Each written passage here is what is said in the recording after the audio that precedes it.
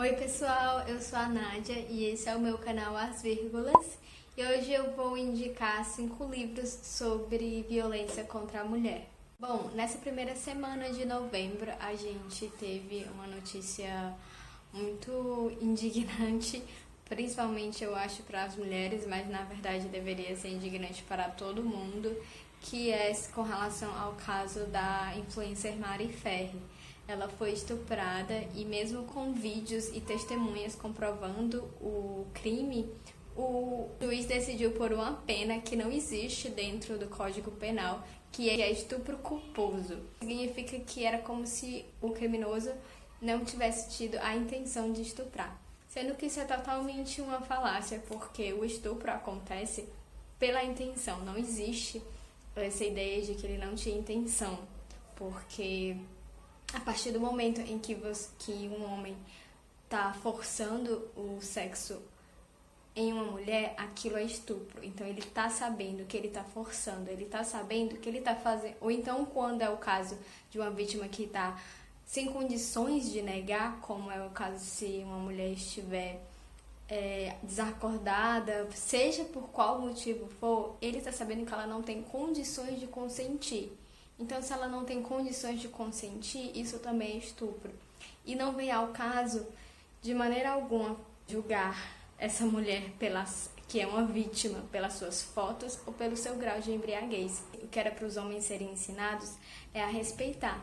Porque se a gente começa a julgar uma vítima a partir das condições de vulnerabilidade dela, a gente está afirmando que todo homem é um potencial estuprador. E o que parece que é verdade, né? Porque se é a mulher que não pode vacilar, no linguajar popular, se é a mulher que tem que se cuidar, se é a mulher que é a culpada daquilo que ela mesma foi vítima, então significa que todos os homens estão prestes a nos matar, a nos violentar e a nos estuprar, né? Isso é uma coisa que eles não têm o menor controle, porque eles são um bando de animais.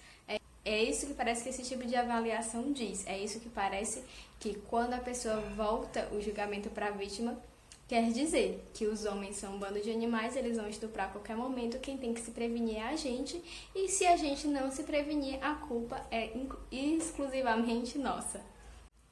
Acho que você percebeu que eu estava sendo bem irônica, porque eu não concordo com esse tipo de argumentação de maneira alguma.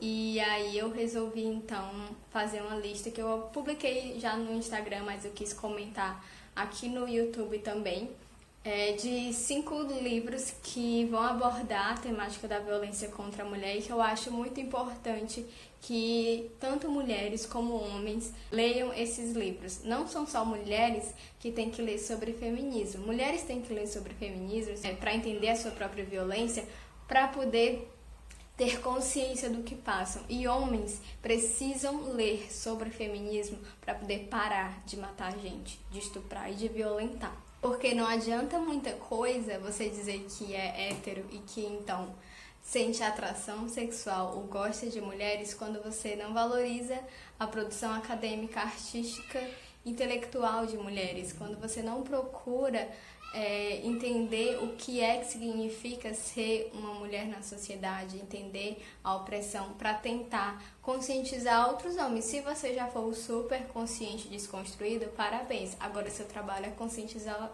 os outros seus amigos que não são. Então, para isso, eu selecionei essa lista, né? Vou ajudar vocês nesse caminho.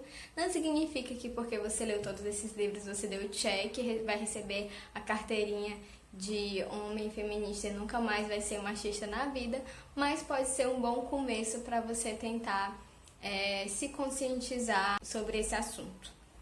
O primeiro livro da lista é o Garotas Mortas, da argentina Selva Almada. O livro aborda a temática do feminicídio. Atualmente, no Brasil, uma mulher é morta a cada 9 horas. E muito provavelmente ela estará sendo morta por um homem, pelo seu ex ou atual companheiro, ou inclusive por alguém que apenas flertou com ela.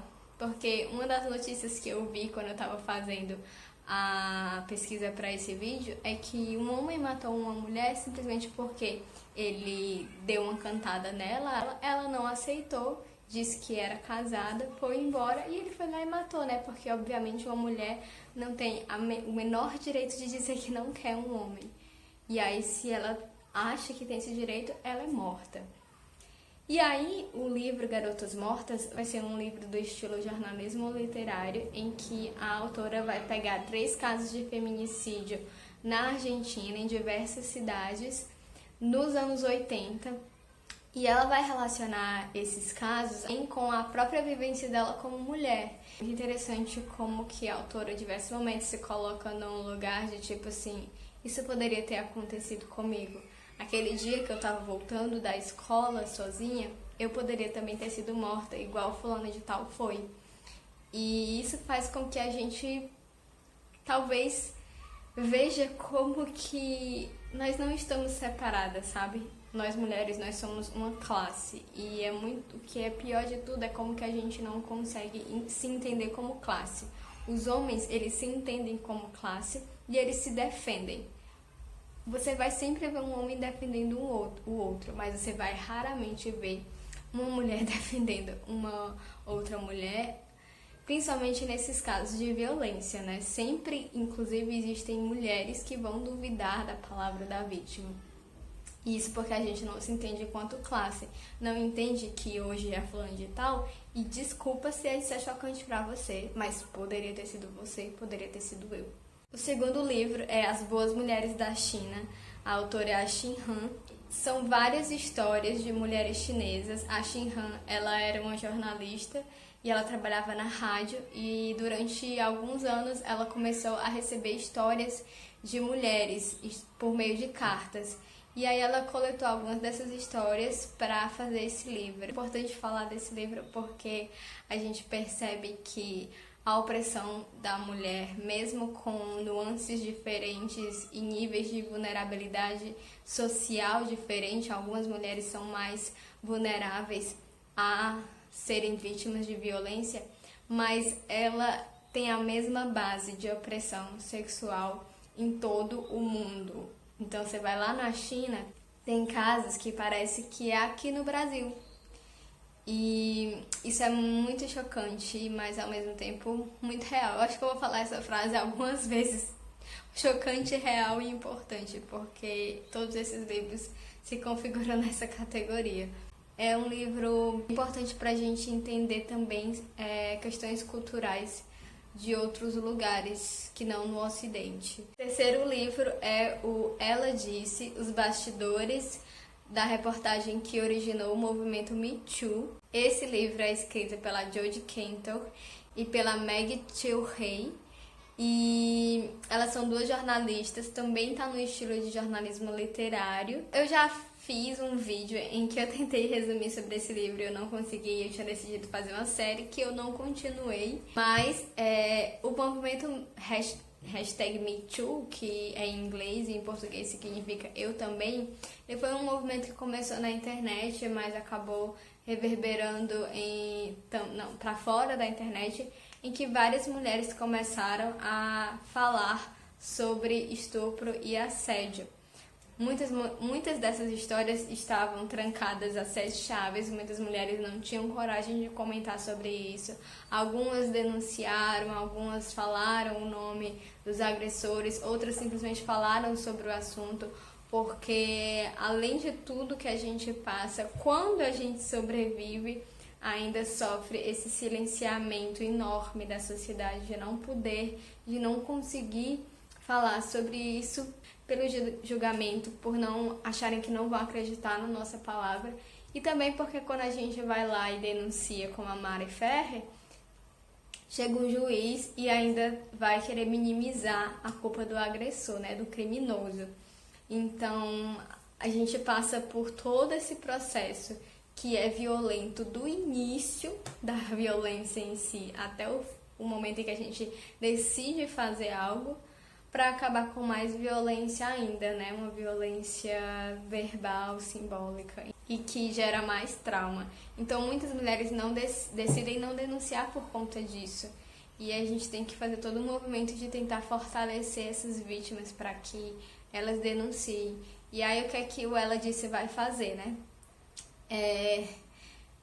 Foi uma reportagem que denunciou 20 anos de estupro e assédio sexual do produtor de Hollywood, Harvey Weinstein. Ele era um produtor bem conhecido, um dos maiores produtores de Hollywood, bem poderoso. Ele fez a produção de filmes como Shakespeare Apaixonado. E durante esse tempo de carreira, ele sempre, todos os anos, assediava as mulheres. E todas as vezes ele comprava o silêncio dessas vítimas, porque ele acabava fazendo acordos judiciais em que a única opção que elas tinham era receber dinheiro para ficar calada. Então, o livro vai falar sobre como foi difícil fazer com que se provasse que ele realmente tinha feito esses crimes, que ele realmente tinha assediado e estuprado essas mulheres.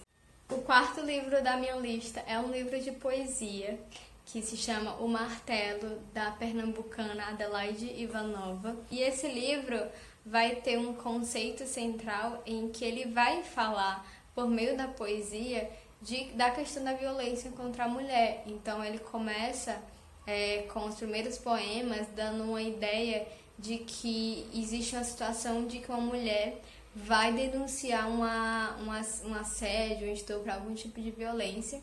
E aí vai falar também sobre a outra violência que a gente sofre, que é nesse momento da denúncia, como eu falei. É um livro assim que você relê infinitamente. Para todas as mulheres é um livro bem significativo por poder expressar pela poesia o sentimento que tantas nós às vezes não conseguimos definir ou entender ou expressar com palavras, e a Adelaide consegue fazer isso. Também vai falar de outras questões como feminicídio e da própria relação do corpo da mulher e da sociedade, e como essa relação é violenta, né? Então é um livro que eu recomendo para a abordagem desse assunto de outra forma, que não seja da forma de jornalismo ou de teoria, né? Mas pela poesia também. O quinto livro é O Caliban e a Bruxa, da Silvia Federici, que é uma italiana. Esse livro foi um boom desde o lançamento aqui no Brasil, mas não me canso de falar dele, porque ele é realmente um divisor de águas, eu acho que para toda pessoa que estuda o feminismo. Porque o livro vai falar justamente sobre, de certa forma, a origem da perseguição dos corpos das mulheres. Ele vai destrinchar o que foi a caça às bruxas e qual era o sentido por trás da caça às bruxas, que era a dominação dos nossos corpos. E aí o livro vai falar também que isso casa exatamente com o momento de transição do feudalismo para o capitalismo. E como que o controle dos nossos corpos tem tudo a ver com a ascensão do capitalismo. Depois que eu estava editando o vídeo, eu resolvi acrescentar algumas informações sobre Caliban e a Bruxa, que eu achei bem importante de falar, que eu acabei não falando. Além da Silvia Federici dizer, né, trazer a teoria de que a caça às bruxas foi um projeto político que não tinha exatamente esse cunho religioso e que isso tem tudo a ver com a ascensão do capitalismo, tudo isso foi com o intuito de controlar os corpos das mulheres, principalmente com relação à reprodução, porque as bruxas eram mulheres que começaram a ter conhecimento sobre controle reprodutivo, então elas estavam começando a experimentar maneiras de métodos contraceptivos, então não tinha nada a ver com a questão da religião, e sim com o fato de que para o capitalismo dar certo, precisava de mão de obra.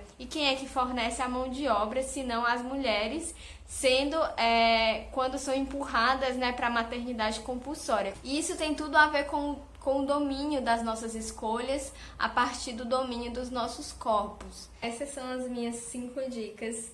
Eu espero que vocês tenham gostado desse vídeo. E recomendem para outras pessoas que se interessem pelo assunto. Recomendem para as pessoas que não se interessam pelo assunto também. Vão lá perturbar essas pessoas para elas lerem esses livros. Deixe o seu like se você gostou e não esquece de também se inscrever no canal se você não for inscrito e ativar as notificações para sempre receber um alerta quando eu lançar um vídeo novo. Muito obrigada por assistirem até aqui e até o próximo.